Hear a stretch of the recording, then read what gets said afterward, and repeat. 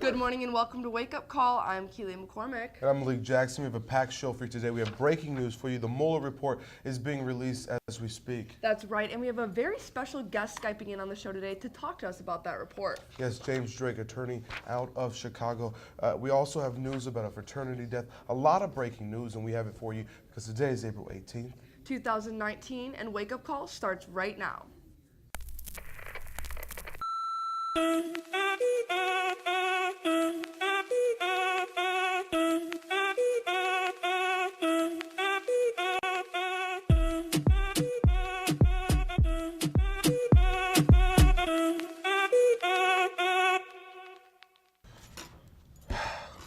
And welcome to Wake Up Call as we are anticipating the Mueller report seconds away. That's right. This is the day that we've been waiting for over 2.5 years as the Mueller investigation began, and now it is coming to an ending. Today, the Attorney General of the United States, William Barr, is going to release, he had held a press conference and will release a redacted, not fully redacted, but partially redacted report that will go over the findings that the special counsel Robert Mueller found. In his press conference that he held this morning, he talked about no collusion, no obstruction. He talked about connections that the Trump campaign possibly had with WikiLeaks. He said even though that did not break the law, the Mueller report did not find that the Trump campaign had any direct connections with WikiLeaks in the dumping of the Hillary Clinton and the DNC emailing. We also should mind you that the 4 redactions in the Mueller report that we will see will be the grand jury. So information regarding the grand jury, that will be redacted. Information that the intelligence community finds will give up sources and methods to the way that they investigate. That information will be redacted. An ongoing prosecution, so prosecutions that have been passed off to the Southern District of New York and other districts around the country that spun off because of the Mueller investigation, and the implication of privacy. So if someone's privacy is at stake, or how they would be perceived because of things that were said in this report that are not necessarily against the law, that will also be redacted in this report. From all of the analysis that we've seen and from what we watched, the press conference that the Attorney General gave this morning was flat out just playing to the audience of one, Donald Trump. It was not an attorney general for the country, but for Donald Trump, really laying out a case that they did absolutely nothing wrong. They were the victims in this situation, and now we will see the fallout from that. That's right, and joining us today is Mr. James Drake, who is the owner and managing partner of the law firm of Drake & Associates, LLC. Over 28 years, he's served as a legal counsel to numerous Fortune 500 companies on a range of legal topics. So, needless to say, he is well qualified and one of my dear family friends. So, Mr. Drake, welcome, and thank you so much for being here today. Hi, Keely. Thank you for having me. Hello, Malik. Good to hear from you as well. All right, so we're going to start off today. First off, it has not been released yet, but what do you expect to see once this is released? Yeah, I keep hitting refresh on my browser, but nothing has come of it yet. I think what I expect to see is pretty much what Attorney General Barr talked about. I'd be very surprised if something new or unexpected came out of it after he took the time and effort to spend the better part of a half hour essentially recapitulating the testimony that he gave before Congress. So I expect it to provide all the details regarding the information that he had in his summary letter. And I think that's probably where everyone's going to focus, because there will be a lot of questions, especially with respect to obstruction of justice and whether the Attorney General came to a conclusion about that inappropriately. And so my next question is, overall, your analysis as being an attorney who's done many cases over topics that span far and wide. What do you think of the attorneys general coming out today to talk to the country, and instead of sticking to the process, really diverting from that and defending the president every step that he possibly could, saying, even going back to a comment that President Trump said, and saying, as the president has said since day one, there's no collusion, he's been treated unfairly, things like that. Do you think that was beyond the pale of an attorney general? No, I can understand where people would look at it from that perspective. I tend to believe that Attorney General Barr is trying to present this in the most objective way possible. To the extent that he talked about what President Trump was talking about and his feelings and being overwhelmed and so forth, I think what he was trying to get at there was the idea of intent. Because you can't have an obstruction of justice charge unless you have somebody who is intending to obstruct justice. And so I think that's what he perhaps inelegantly was trying to lay out before everybody. But there's no way to read somebody's mind. So I don't know what he was thinking beyond that. So, Mr. Drake, we've heard a lot about redactions. Can you explain to our viewers what exactly a redaction is and how this is going to affect the report? Sure. It's basically you've blacked out certain words, certain sentences, certain parts of the report. So the report is sent by Special Counsel Mueller to the Attorney General, just a full report, normal document that you would otherwise see.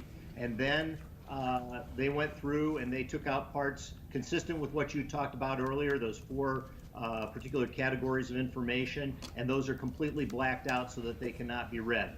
The question, of course, is once we see that redacted version, how big are those black marks? Are they taking out entire pages, entire sections, or are they just taking out words here and there? So we've seen the areas of redaction, and we see that that there's a redaction in the area of grand jury information. There's a redaction in the area of ongoing prosecutions. There's a redaction in the area of intelligence as far as sources and methods. We don't want to give that up. But the last area of redaction is to preserve someone's reputation or their privacy. Do you think that's a fair area of redaction? That someone that is a part of this large investigation that's encapsulated this country and this world, should their reputation and their privacy should be held at stake? Well, it's a very good question, because obviously if you're a public figure, you have a lower expectation of privacy. As I was listening to Attorney General Barr, I think he made a point of saying, related to people who may have been more peripheral to the investigation, and therefore their right of privacy was being respected. Now, you rightly get to, well, how peripheral is peripheral? Would we include, for example, members of the president's immediate family? I don't know. That's something we'll have to take a look at, but I think we'll find out very quickly if, for example, either of President Trump's sons, his two older sons, or Ivanka or Jared Kushner or anybody like that, if their names appear absolutely nowhere, you have a pretty good idea of what's been redacted and who's being protected for privacy reasons. And so do you believe that the obstruction, because it was left up to the Attorney General and the Deputy Attorney General to make the decision on that case, because Mueller did not make a finding on that. So do you think it's now upon Congress to make that decision? Do you think that they have an authority in making that decision as far as to impeach him or bring charges of impeachment based off an obstruction case? Yeah, it's important to make a distinction between what Mueller was doing and what Congress might be able to do. Mueller was involved in a criminal investigation for the most part, so he was looking at meeting all the elements of an alleged crime. Impeachment is more of a political type of process, even though it's couched in terms of a criminal process. So you have the impeachment by the House, which is essentially an indictment, and then that's sent to the Senate for any kind of a conviction. So yeah, absolutely, you could very well see the House take a look at all of the underlying facts and say, well, the Attorney General may conclude that there's no crime here, but we think that the actions taken in their totality amount to something that is a concern for the country, and decide that they might want to institute articles of impeachment. So it's two different standards of proof and two different types of process that you're looking at. And I do want to update our viewers right now, our live audience, that the Mueller report is out. It has been released publicly, and we are working our way as other news organizations are working their way through this report to find out the major findings and analysis so that we can give those to you right now on Wake Up Call. That's right. So, Mr. Drake, I know you haven't had time to read through these 400 pages yet because it was just released. But following the release, do you think there will be any additional indictments? According to Attorney General Barr's letter from last month, there were no additional indictments either forthcoming or planned. So I don't see that coming out of this. However, what you have to understand as well is that the original letter authorizing the special counsel for this investigation, that comes from a federal authority. And as you may have noted along the way, Special Counsel Mueller did refer a few things that were found during the investigation to state courts. So it's entirely possible that there might be some indictments or other charges arising out of the investigation that might be pursued by states. But as far as federal indictments, it does not appear that that's going to be forthcoming. This is from the Mueller report. This is what he says. He says, and I want to get your reaction to this. He says, Congress still has the ability to find that the president obstructed justice. What does that tell you? So he's left it open as far as what Congress wants to do with all this information. I think that's consistent with what I talked about earlier. Obviously, because Congress is the legislative branch, not the executive branch, they're not going to be bringing any kind of a criminal charge, but they can certainly institute investigations. And again, if they decide that there's adequate cause for concern, they can pursue articles of impeachment. But does that speak to the evidence that he has, or when he's not willing to make that decision? When the report the summary that AG Barr released says they cannot exonerate him, or this is not complete and total exoneration. And now in his report, he says Congress still has the ability to find that the president obstructed justice. Does that mean that there is reasonable enough evidence to have a prosecution and to prosecute him? Not that he would ever face that actual prosecution, but for impeachment, if he's leaving this up in the air for Congress to decide? Well, yeah, and again, it's up in the air for Congress to decide on impeachment, but not on criminal obstruction of justice. The distinction is important because what Counsel Mueller is saying is, reasonable minds could disagree, and there's really, as a prosecutor, not sufficient evidence for me to pursue a criminal charge, but that doesn't mean something didn't happen. And so I think certainly the intent, based on that comment that you read, was provide this information to Congress and have them make an assessment of whether they think obstruction of justice occurred, and if they do, does it rise to the level of high crimes and misdemeanors that would be required for articles of impeachment. Okay, so Mr. Drake, people are just getting this information. They're watching the news. They're reading it online. So how do you think America is going to react to the release of the report?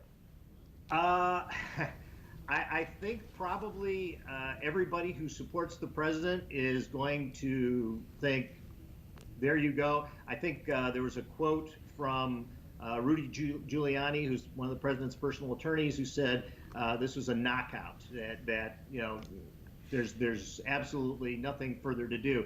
On the other side of things, I think there will be ample information, just on the few things that you've already read me, that will provide opponents of the president and those who have concern about obstruction of justice with enough material that they won't be satisfied that the Mueller report is the end of the discussion. So sadly, I don't think that this provides us any kind of a closure at this point.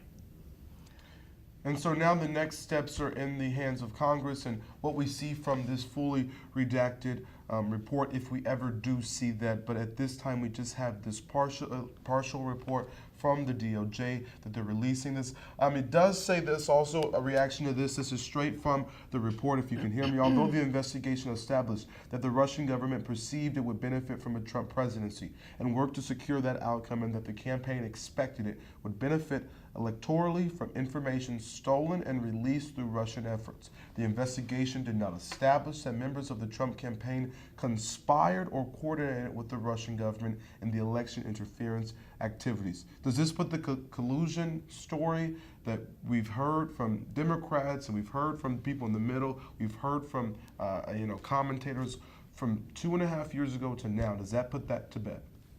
Yeah, I mean, one of the difficult things with that is it's very difficult to measure how effective those efforts were and how many votes were changed, if any, et cetera. I think AG Barr was mindful of that when he made his statement earlier this morning and went out of his way to say, oh, well, hacking into the server, that's a federal crime, but then disseminating the information, if you weren't involved in the underlying hack, then that's not criminal, which is kind of a cop-out because if you knew that the information came from a hack, arguably, if it's not criminal, it certainly borders on unethical.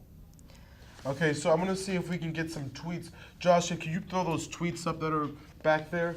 Can you throw those up on the screen? This is a reaction from Democrats and the president. First off, the president tweeted, first we have Nancy Pelosi's tweet up. And she tweeted, AG Barr has confirmed the staggering partisan effort by the Trump administration to spin the public's view of the Mueller report. Complete with the acknowledgement that the Trump team received a sneak preview, it's more urgent than ever that the special counsel Mueller testify before Congress. And if you can throw up that Trump tweet for us, Josh. And this is the tweet that President Trump tweeted: no collusion, no obstruction. For the haters and the radical left Democrats, game over, with a kind of Game of Thrones theme behind him with that. So I do want to ask you this question. This pertains to what Nancy Pelosi tweeted out. What do you make of that the Attorney General let the president and his team see this report before the public, before Congress, before anyone? He let the Trump attorneys see this report first. Does that make any sense to you? Well, it does, in the sense that what he talked about was taking a look at what information might be subject to executive privilege. And so the president has the ability to go through and determine that there may be additional things beyond those 4 categories that we talked about that were subject to executive privilege. Attorney General Barr indicated that no such privilege was requested. And I do believe, and please check me on this, but my recollection was that AG Barr said that the president was provided the same redacted version. So correct. Yes, he did not see the full report. That he got the unredacted version. Okay, so Mr. Drake, let's move on to the financial aspect of this. I know a lot of people were frustrated with the amount of money that went in, and a lot of people thought it was worth it. So what do you think what is your opinion on this? Well, this is one of many kinds of things that the federal government spends money on. I think certainly if you look at the initial letter that was sent out by Deputy Secretary Rod Rosenstein, it calls it out very clearly, and it says that they're appointing a special counsel to ensure a full and thorough investigation of the Russian government's efforts to interfere in the 2016 presidential election. If there was that kind of interference, and if it made a difference in who was elected, then clearly that's worth spending the money to find out. As I say, so far, based on what I've seen, and I haven't read the entire 400-page report, but as of right now, it doesn't look like there was a conclusion that did occur. But we'll have to see, what other fallout comes from the specific facts that are included in the report. But yeah, I mean, if that is your concern, that the fundamental building block of American democracy, which is our free and open elections, if your concern is that was compromised, then absolutely it's worth it. I have 2 questions left for you. One revolving around the president's reaction that we just got, but I do want to ask you this question first, because this is from the Mueller report. So he did not find any evidence of collusion, but in the report it says Trump expected benefits from Russia. So if there's no collusion, why would the report also in hand say he expected benefits from Russia? I'm not sure. I don't know what the context of that is, if it's with respect to him expecting benefits as a private businessman. Trump expected benefits from Russia's illegal actions. Those are that's the line. Okay, so again, and I get very wary about trying to read people's minds, but I would imagine that he expected that there were things that would be found in the release of hacked documents, which would reflect poorly on Hillary Clinton's campaign, and that he expected that to benefit him. Unfortunately, there's a lot of different ways that reasonable minds can read that kind of a statement, and at the end of the day, you can't know exactly what was in the mind of that person. Okay, and then so the Trump lawyers have released a statement after seeing the report before anyone else had the opportunity to see that report, calling this a total victory. And then the president just responded by saying, they're having a good day, I'm having a good day too. It was called no collusion, no obstruction, as he said at a White House event. Mr. James Drake, we do truly appreciate you joining us in this amazing historic moment of news and something that won't be ever forgotten. That's right. Thank you for your input and your wise words. We really appreciate the call and hope you have a great day. Yeah. I appreciate it. I enjoy Wake Up Call, and please feel free to contact me in the future if you have any other questions. Well, great. Thank you so much, Mr. Drake. We will be right back here on Wake Up Call with more news for you, so stay tuned.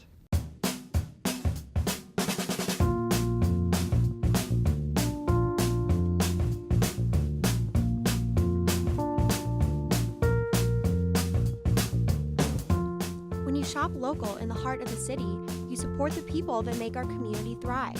The money you spend here stays here, in this place we call our home. Lawrence, Kansas, where there's good old-fashioned hometown pride. Eat local, drink local, shop local.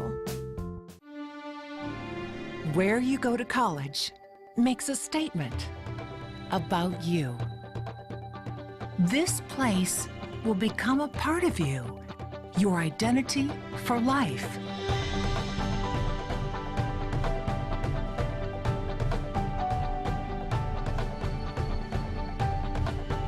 The University of Kansas. A great place to be you.